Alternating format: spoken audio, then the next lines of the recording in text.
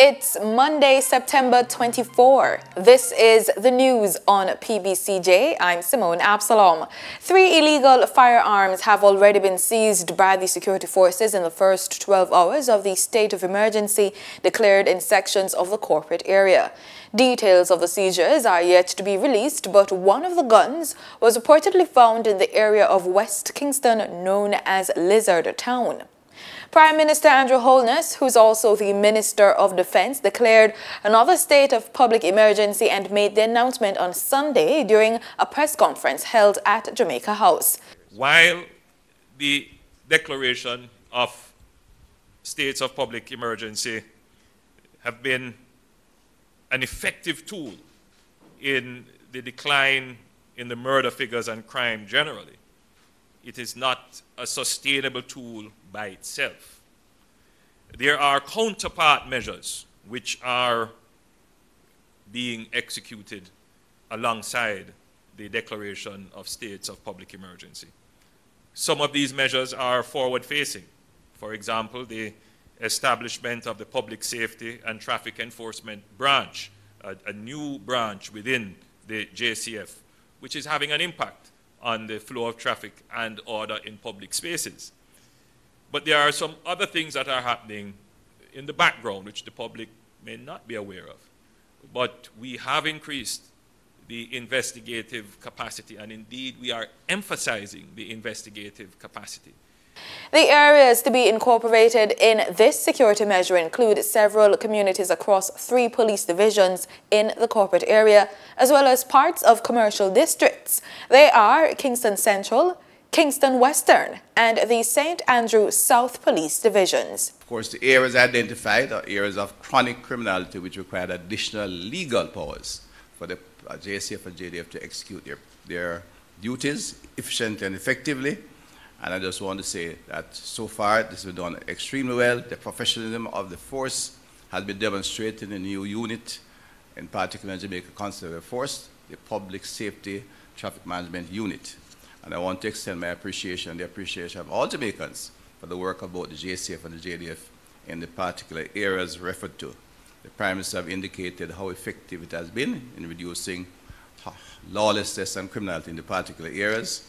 We are aware of what's happening in other areas. We continue to study those areas, and the Prime Minister will make the required decisions that is in those areas as time goes on.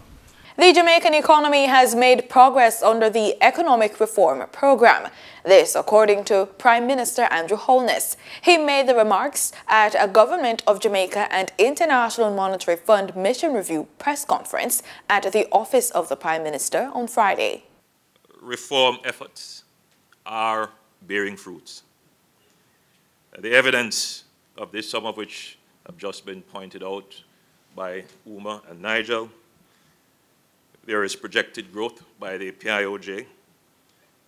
We have reserves which are ahead of program targets. I believe we now stand at about 3.1 billion US dollars. Employment continues to be strong. Inflation continues to be low. Interest rates are at record low. And generally, there is a sense of confidence in the economy. Also participating were Minister of Finance and Public Service, Dr. the Honorable Nigel Clark, and International Monetary Fund Mission Chief to Jamaica, Dr. Uma Ramkishran, who spoke about the 4th review of the standby arrangement which took place between September 20 and September 21. Based on the review, Dr. Clark announced that Jamaica has met all the quantitative performance requirements under the ERP. The shared assessment of the IMF and of the Government of Jamaica is that Jamaica's policy implementation remains, under the Economic Reform Program, remains strong. Jamaica has met all quantitative performance criteria under the program through to the end of June 2018, and the government has also met all 21 structural benchmarks in the program to date, of which 7 have been on the macro-fiscal side and 14 have been connected with public sector reform.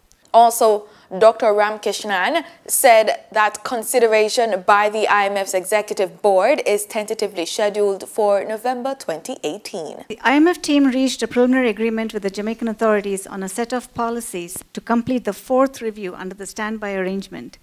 Considerations by the IMF's executive board is tentatively scheduled for November 2018.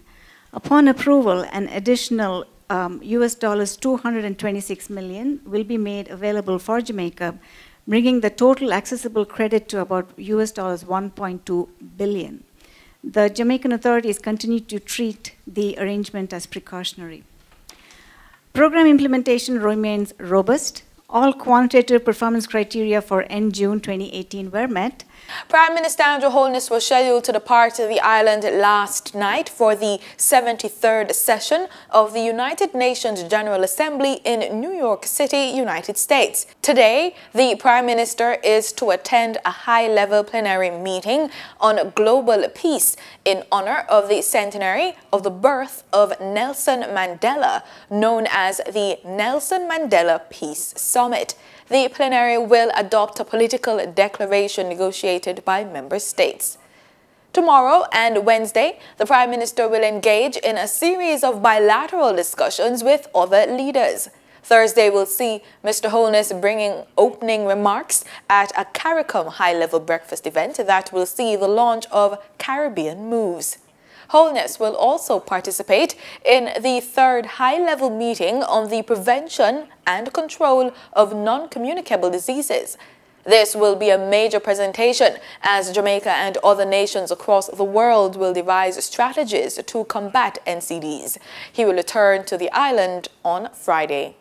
Concern about the 35 children who have been murdered across the island since the start of the year. National Security Minister Dr. Horace Chang says discussions are being held with stakeholders with a view to providing incentives to members of the public for information on those who are involved in criminal acts against children.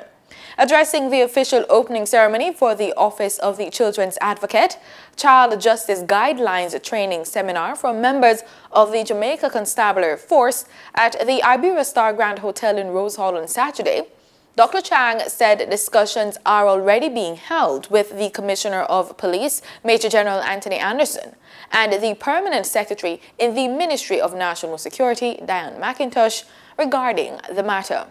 Ministry of Education, Youth and Information says there is no need to discard GSAT textbooks bought for students preparing for the primary exit profile exams this academic year. According to the Education Ministry, the GSAT textbooks provide support for the content of the curriculum, which has not yet changed, while workbooks are expected to provide practice. Workbooks, on the other hand, are books that schools suggest to the Ministry of Education for approval as discretionary purchase, but will provide limited practice at this time for the preparation for PEP. The advisory comes against the background that the Education Ministry says are media reports suggesting uncertainty over which texts are to be used. Headley Cunningham, a former Speaker of the Jamaican House of Representatives, died on Saturday. Mr. Cunningham served one term, 1989 to 1993 in Parliament, representing the constituency of Westmoreland Northeastern, and was appointed Speaker for that term as well. He was Vice Chairman of the Executive Committee of the Commonwealth Parliamentary Association from 1992 to 1993, and served as a member of the Commonwealth Observer Group to South African elections in 1991. Headley Cunningham was also a prominent attorney at law who at one time served as president of the Cornwall Bar Association. In regional news, the Caribbean region is poised to benefit from increased humanitarian assistance following the signing of a Memorandum of Understanding between the Caribbean Disaster Emergency Management Agency, CIDEMA, and humanitarian service provider, Rescue Global. Both Cinema and Rescue Global will work together in strengthening capacities to better respond to and prepare for disasters and emergencies throughout the region. The Cinema CU's capacity will be enhanced with the participation of Rescue Global in the regional response mechanism through the provision of training, monitoring and knowledge exchange to Cinema during non-response phases and supporting access, logistics, information and coordination needs that the agency identifies during response phases.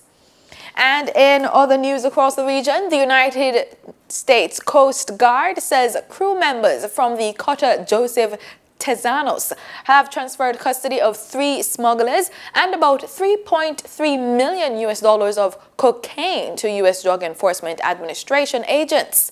The Coast Guard said the drugs and smugglers were transferred through Section San Juan on Thursday following the interdiction of a go-fast vessel on the Caribbean Sea off Loiza, Puerto Rico. 3 men, 2 Dominican Republic nationals and a French citizen apprehended in this case are facing U.S. federal prosecution in Puerto Rico. The Coast Guard interdicted the suspect vessel and recovered 4 bales from the water as well as 3 additional packages that were located by the crew of a Coast Guard Air Station Barriquin helicopter. The seized contraband weighed about 112 kilograms and tested positive for cocaine.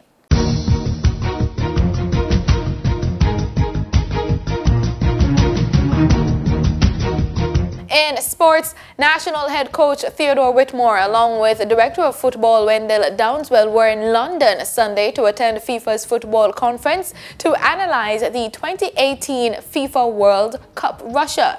Confirmation came from the JFF on Friday. The main topics to be covered during the conference are the technical analysis inclusive of statistics and clips, 2018 FIFA World Cup Russia, coaching points and lessons learned from the video assistant referee system. Whitmore and Downswell will also attend the FIFA Awards today, September 24. And that's the news. Thanks so much for making it PBCJ. Remember, we are the People's Station.